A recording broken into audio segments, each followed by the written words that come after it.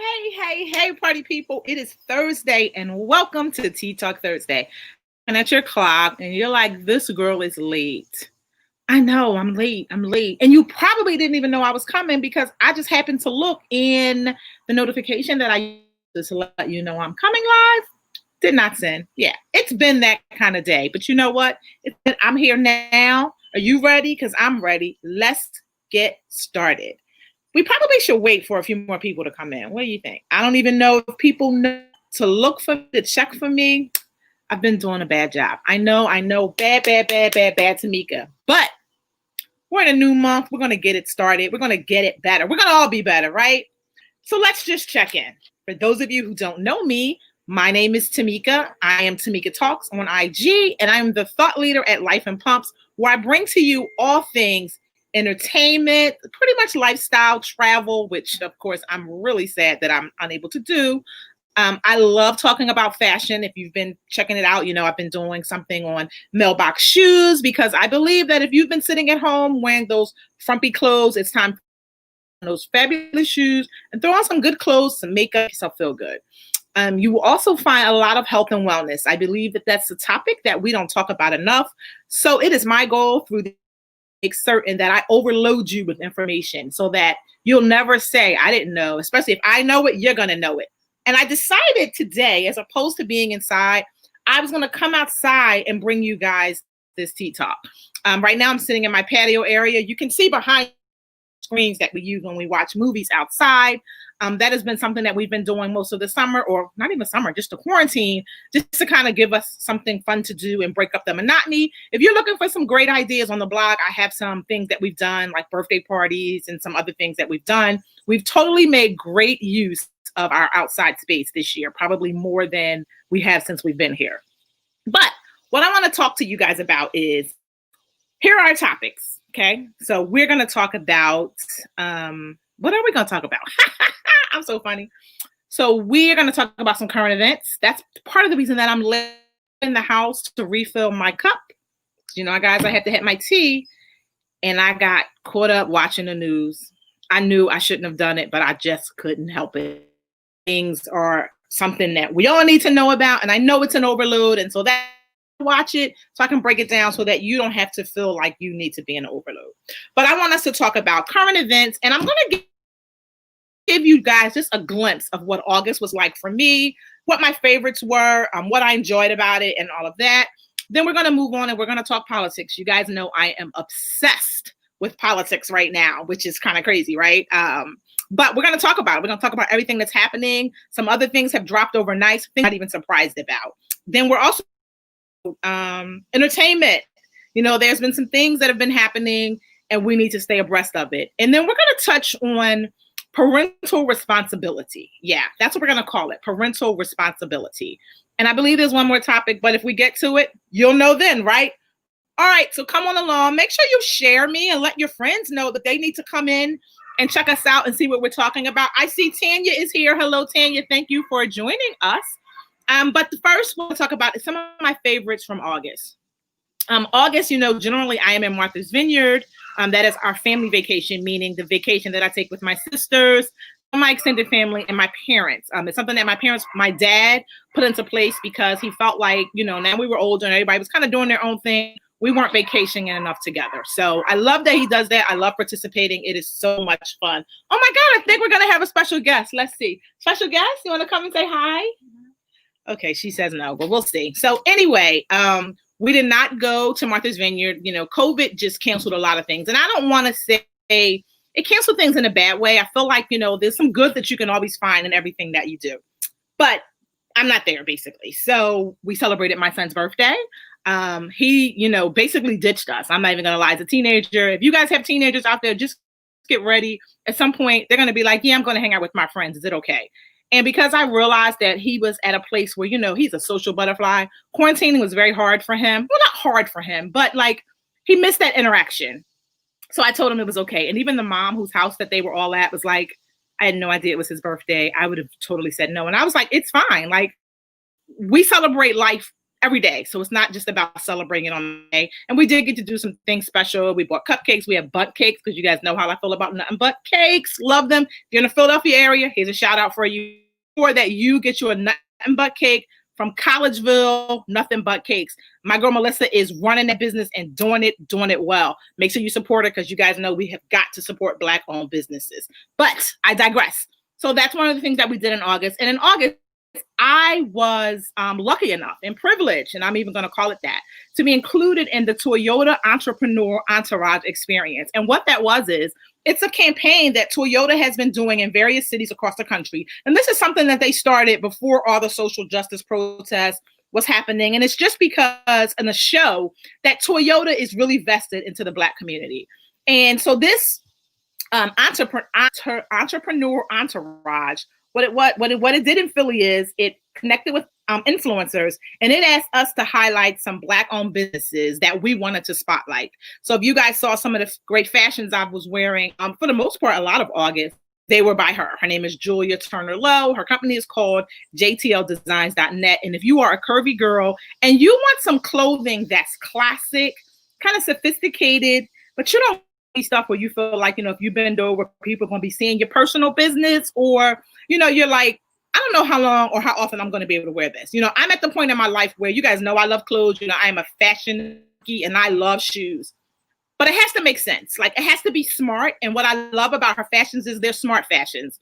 So many of the items that I got, I've mixed and matched with other things. You can make the tunic look like a shirt. So it's been a great opportunity. I really enjoyed meeting and working with her. And I just love the fact that we were able to highlight businesses that don't often get highlighted. And we did it in Black Business Month. So that was fun as well. I also did a soul food tour. So details on that will be coming up on the blog as well. So I chose 4 soul food restaurants in the area. I went to it. I had a meal.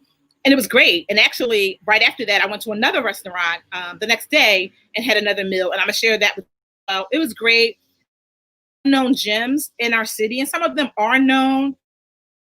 Don't go there enough. And we want to make sure that we are supporting these businesses because they need us. So head to the blog later today, and you'll be able to see my not only information about my entrepreneur, but you'll be able to see other entrepreneurs that we highlighted. And once again, we've got to support Black-owned and small businesses, because without us, they are not going to be able to survive what's happening with this COVID. Now, here in Philadelphia, yesterday, I believe it was, the governor stated that you can now dine inside. Yeah, I'm not doing that. I'm not ready for it. I know my kids are at school with their friends and all of that, but I'm still like, I'm limiting contact as much as possible.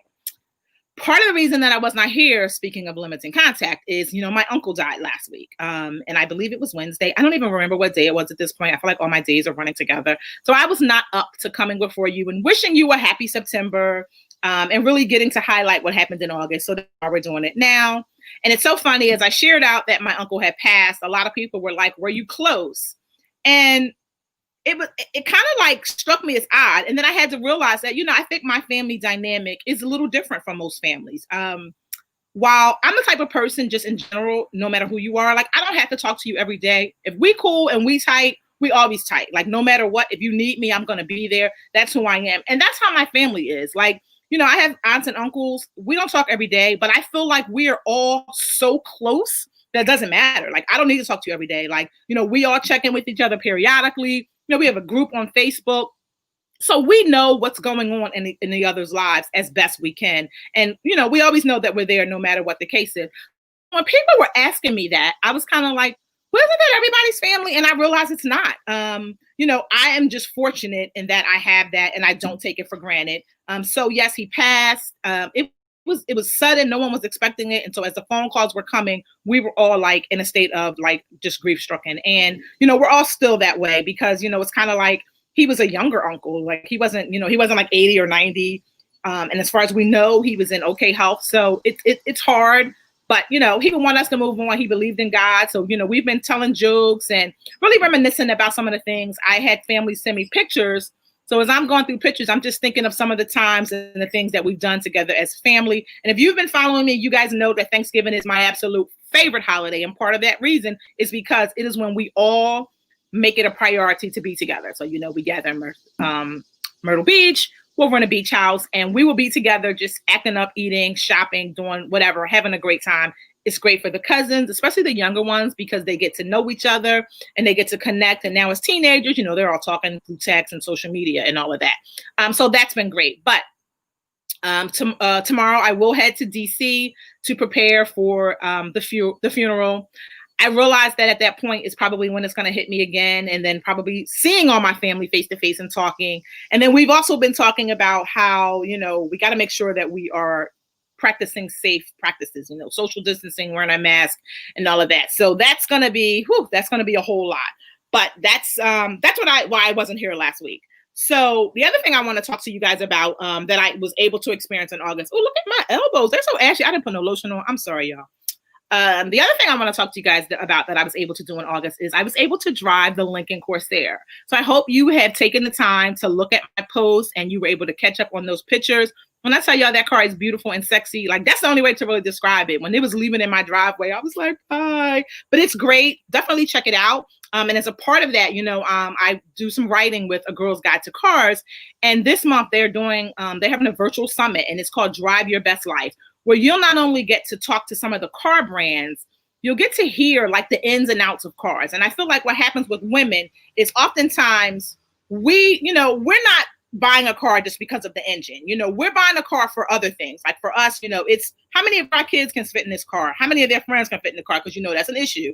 How many chargers does this car have? Because everybody can't be in a car fighting. So we talk about those type of things. And I think that are more kind of like consumer focused, like the things that people are really looking for. So in this conference, you will get to participate and ask questions of car brands. Like if you ever wanted to know why somebody did something. So there'll be Revel, who controls the kind of the speakers that are in Lincoln cars. They're going to do a presentation about how you listen to your music. So the one thing that I loved about the Lincoln Corsair is it is all about wellness and self-care. Like, you don't think that that's something that you should think about when purchasing a car, but you absolutely should, because so many of us spend the majority of our day in our car. So for instance, for me today, I needed that Lincoln because I am transporting all the kids. Mom Uber is back in effect. I would have loved to have been able to just sit for 10 minutes in the car, turn the massage seats on, turn the music up and the mood lighting and just decompress. Wasn't an option. I had to keep moving. But the Lincoln Corsair and the newer Lincolns are giving you the option to do that. So make sure you sign up for Drive Your Best Life, and then you'll get more information. The link will be posted so you will know how to sign up. All right, so that's August for you. Let's move on to current events. Okay. So first thing, have you guys seen that now they are telling everybody to cancel Netflix? You know how we heard about this cancel culture. If something goes down, we're like, cancel everything. Well, Netflix, yeah, you guys are in trouble. Yeah, that's the best way I can put it. IMDb, if you guys don't know what that is the International Movie. I really want to say International Movie Database, but I don't think that's right. But basically, that is one of the websites where, like, if you type in the name of a movie, all the information of the movie will come up. You'll get little snippets or synopsises of what's in the movie. And it's kind of some of the things that people who haven't seen the movie might use it for movie rating. Oftentimes, parents are reading it to see, is this a movie that my kid can watch? So there's a movie coming out called Cuties, and it's about 4 girls. It's like a dance team. I'm trying out for this dance team. It's showing you kind of what was happening. It reminds me of a Dance Moms. And I'm sure they did it because, Dance Moms was so popular. My daughter still watches all of the reruns. Like she hasn't seen it before on Netflix or Hulu, one of those channels she's watching it on. And she watches it faithfully. And she's talking to the TV like she don't already know what's going to go on. But that's another story. So this show, basically, when you click on it in the IMDb, information, it says, beware, some scenes in this show could be considered legally pedophilia. Did you guys hear what I said? So Netflix is putting on a show that they already know has scenes in it that show pedophilia. Why? Why are we doing that? There's so many things that you could be putting on TV, but you want to do that? Like as if we don't have enough to deal with.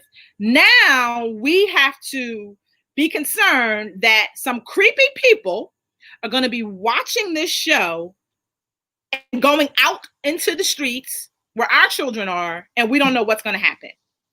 Yeah, Netflix, I need you to cancel the show, and I need you to kind of, maybe make a statement behind why you thought it was okay and talk about how you have rectified it.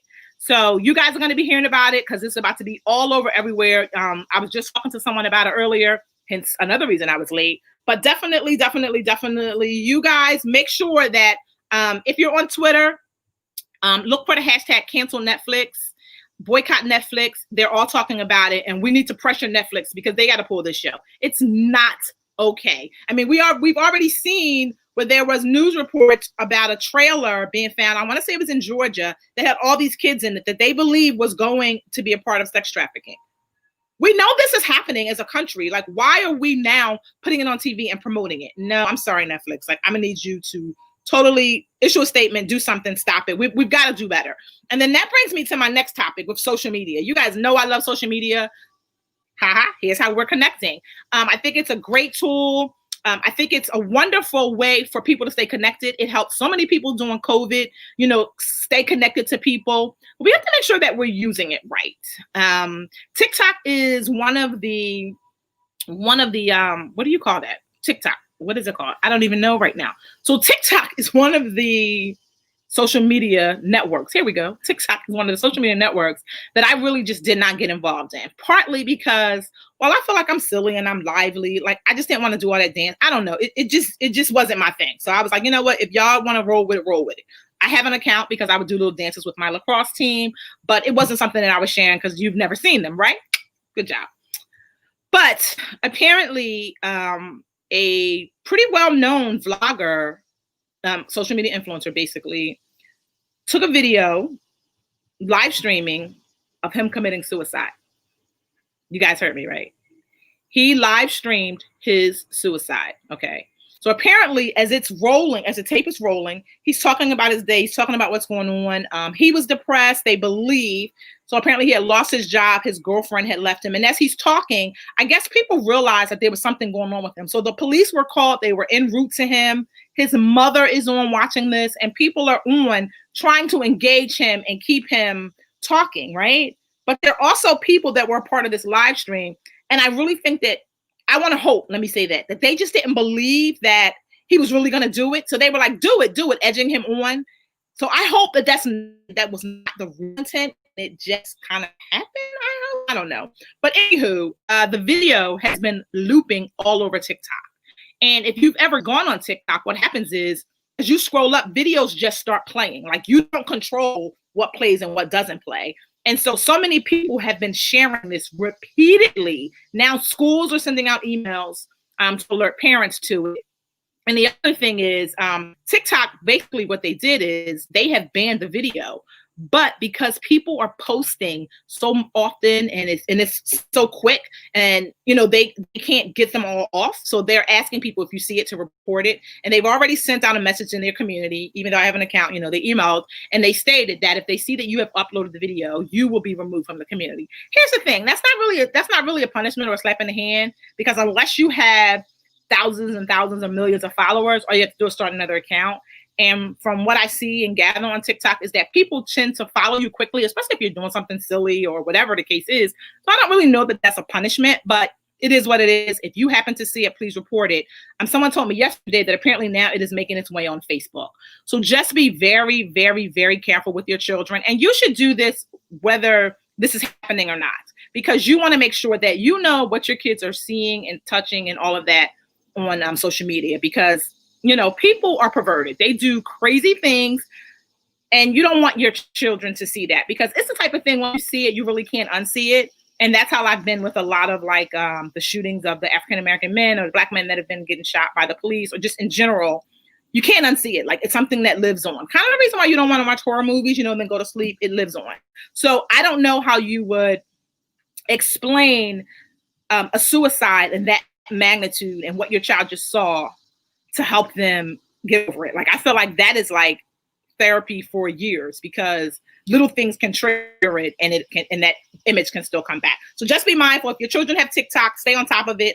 Last night, my husband sent out a text to all of us and was like, if you got TikTok on your phone, delete it. And I just started laughing because I realized that's what it was. But he's right. Delete it. It's not even worth it. If you're not doing this because it's your job, delete it. If your children have it, delete it. If they get angry, oh, well, the problem is you do know children add accounts back. Hence the reason that you should have a parental control on these phones so they can't add things without your approval. But anywho, that's that. And so with it being Suicide Prevention Month, look at that. I feel like now TikTok should encourage its users to promote that. So if you have a friend or anybody that's feeling down, reach out to them. If you're feeling down, reach out to someone. There's a suicide prevention line. And the good thing about social media is there's always somebody on that you can talk to. I've been telling people, just go live and see who joins you. Talk to whomever. And if no one responds, that's okay. Just keep talking until you feel better. The other thing is, I was listening to a report the other day on the radio, and they were saying how, there's still that myth that Black people don't commit suicide. I don't want you guys to ever believe that, because Black people do commit suicide. It happens. Oftentimes, you don't even know that they're down or that, they're feeling a certain kind of way. And sometimes when people do reach out, we don't believe them. So then that kind of pushes them further and it makes it worse. But reach out to people. If there's somebody that you have not spoken to since this quarantine has been happening, drop them a text. It takes 2 minutes to send up somebody a text and say, hey, how are you? I just wanted to check in and see how you were doing. Let somebody know that you care, because oftentimes when people are in that state, it's kind of like no one cares anyway. So if I'm not here, who's going to care about it? So make sure you touch base with them. Reach out to your kids as well, because, this whole virtual schooling and quarantining and not knowing if you're going and not knowing if it's going to open and seeing if it's going to close and can I go here? Do I got to wear a mask? Like, all of it is a lot.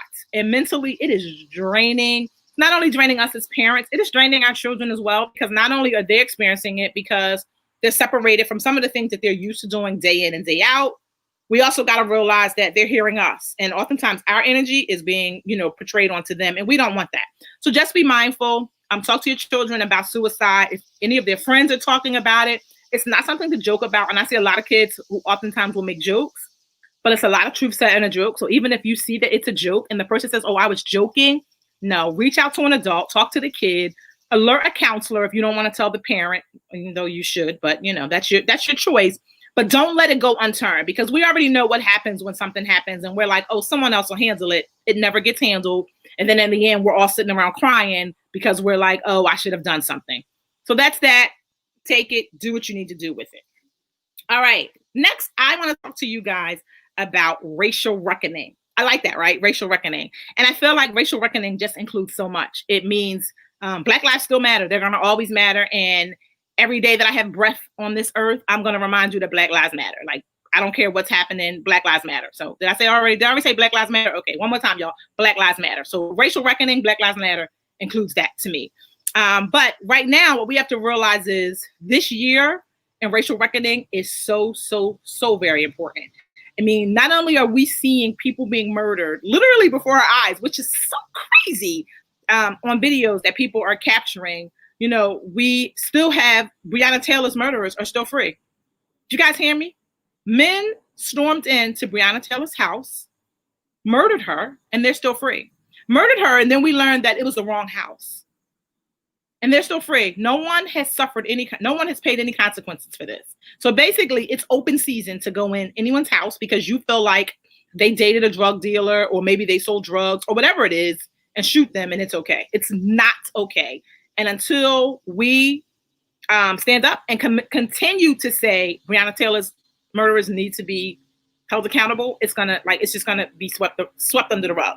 And what makes it so bad is I feel like these type of things continue to happen, especially when it's women. Like Black women, we get dragged through the mud, but we're the ones who's always standing up, supporting and doing stuff for everybody. Not okay, guys. We've got to support, love, and all of that, Black women. So Breonna Taylor's killers are still on the loose, everybody. Did y'all hear me? I'm saying it one more time. Breonna Taylor's killers are still on the loose. And I'm not saying on the loose, it sounds like we don't know who did it, right? We do know who did it, but they have not been held accountable. So I want you to remind somebody that. Anybody, if you're in the market today and somebody says, good morning, oh my God, good morning. Did you know Breonna Taylor's killers are still free? That nobody has been prosecuted for killing her? They probably gonna look at you like you're crazy, but so what? You said your message and you kept it going. The next thing I want you to remind people of when you see them is voting. voting. I don't know that we've ever, or in my lifetime anyway, that I can remember, that we've ever been at a place where exercising that right is so important right now. I mean, it is so important right now that that's why you're seeing it everywhere. Everybody's talking about it because we owe it to our children. If you follow me on Instagram, you saw that I just did a whole campaign about it. We owe it to our children to stand up and do the right thing. Decide what you're voting on. Look at what the issues are that we are facing. And if you're struggling with picking a candidate,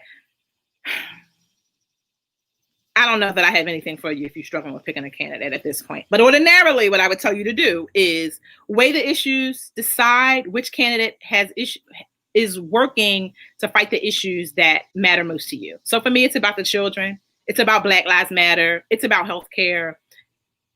It's just about, just equality. Like, in 2020, why are we still talking about equality? Like, this is not Jim Crow laws, which is where I feel like sometimes that's what we're going back to. We've got to do better, and it starts with us voting. And I don't just mean in this national election because this is what's getting all of the publicity. I mean in our local elections as well, because they affect change. Now, a lot of us want to go to the polls on November 3rd, and I'm one of them. And today, I'm going to be honest with you. I sat and I said, you know what? Let me just go ahead and request a mail-in ballot so that I can get it done early.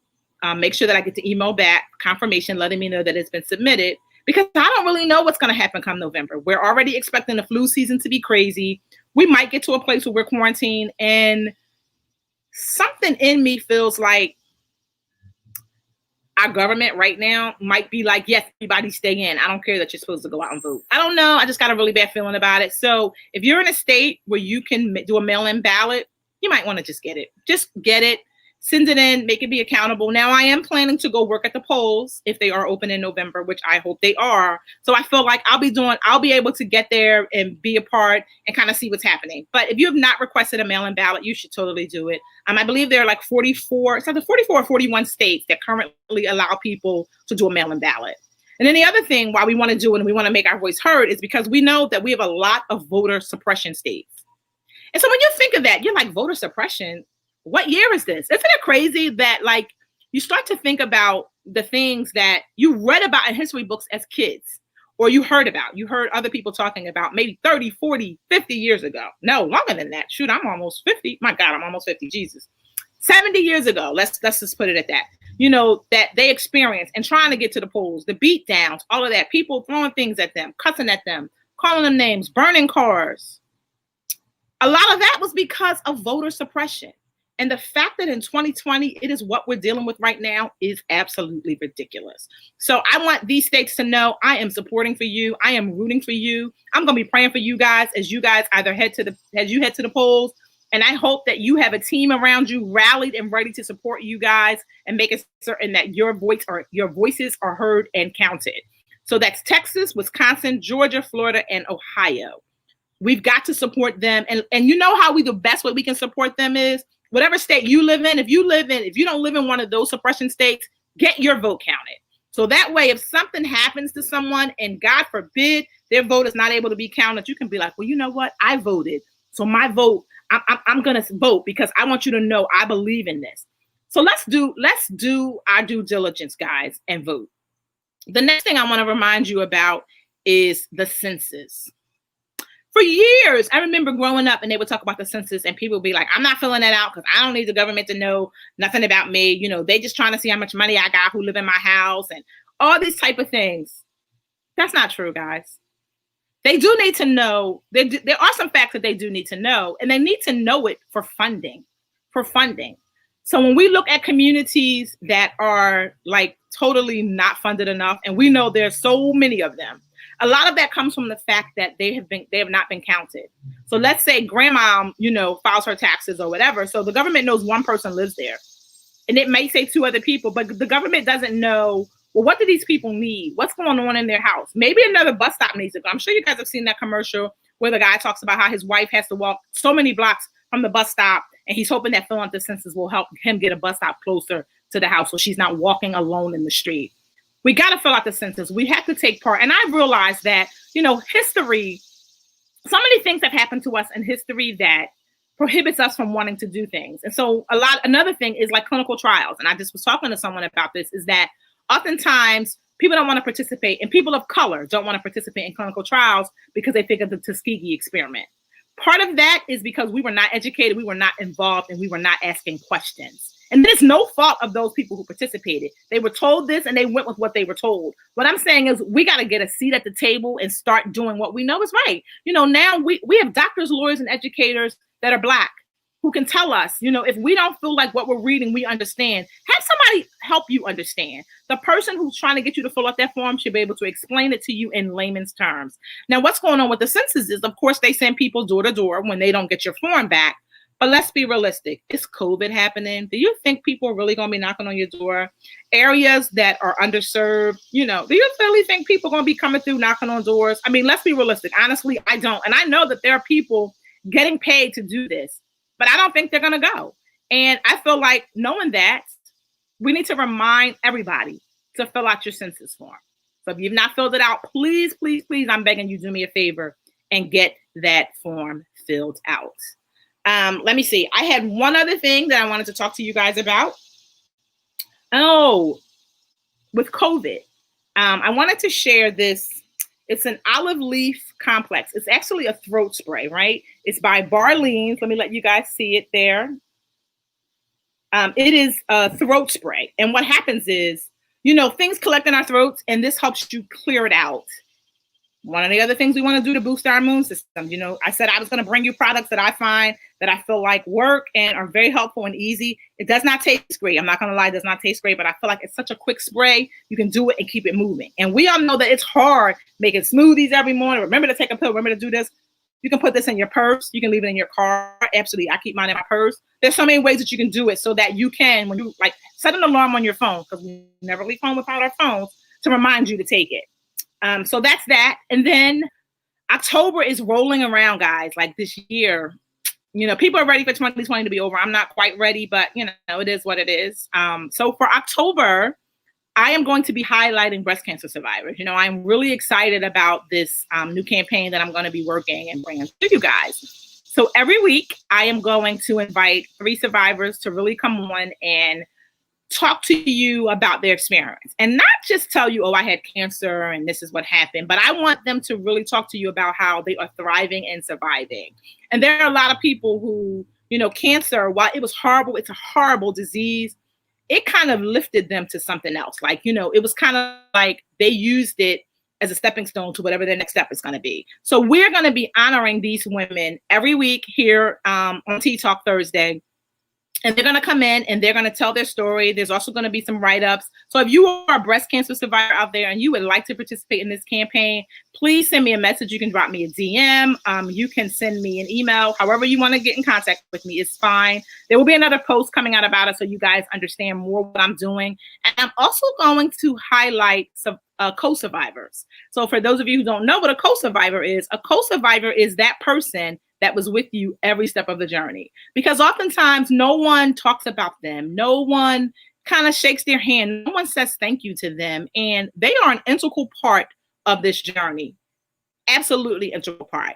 There's going to be a lot more information coming out about that. So we're going to be highlighting survivors and co-survivors. So stay tuned for information. If you know anybody that is a survivor, particularly breast cancer, and they have a co-survivor, and a co-survivor does not have to be the husband. It can be a son, a daughter. It could be your dog. Not that your dog could talk, but okay. Whomever. But there'll be more information coming out about it. I just wanted to give you guys a heads up that it was coming. But other than that, I want to wish you guys an amazing week. I look forward to talking with you guys throughout the week. Don't forget, you can always check me out on Instagram at Tamika Talks to see what I'm up to, because I talk live there like all the time because I like to talk. And you can also check out, you know, what we're doing. Head to Life and Pumps, either on Facebook and or the blog, to just get information, updates on what's going on. I've been doing a lot of health and wellness posting. I have some things going on about boosting your immunity, because that's what we all need to know. Because with virtual, even though you're in virtual school, you still want to be healthy. Let's talk about that, guys. How is virtual school going for you? I asked some of my friends over on Instagram, and some of the messages that I got was like, I hate this. I hate the teacher. and they're the teacher, just so you guys know. It's new, it's different. Even though people started doing this late March, doesn't mean they got the hang of it and that they love it, but it is what it is. So if you are virtual schooling out there, hang in there. I'm rooting for you. If you are a teacher that is virtual teaching children, if you're a teacher that's teaching face-to-face, how about this? If you are a parent of a school-age child, tonight, I'm going to have a toast for you, because I can only imagine what you're dealing with. My anxiety gets high when I drop the kids off and I see all those people. And I'm certain that your anxiety is just high, trying to figure out how you're going to navigate getting done what you need to get done and getting your kids done. But either way, guys, we are in this together. We need to support one another. If you need help, ask for help. Don't feel like you have to do it on your own. But have an amazing week. Thank you guys for joining me at Tea Talk. Don't forget to like and subscribe, and I will see you guys next week. Have a good one. Bye.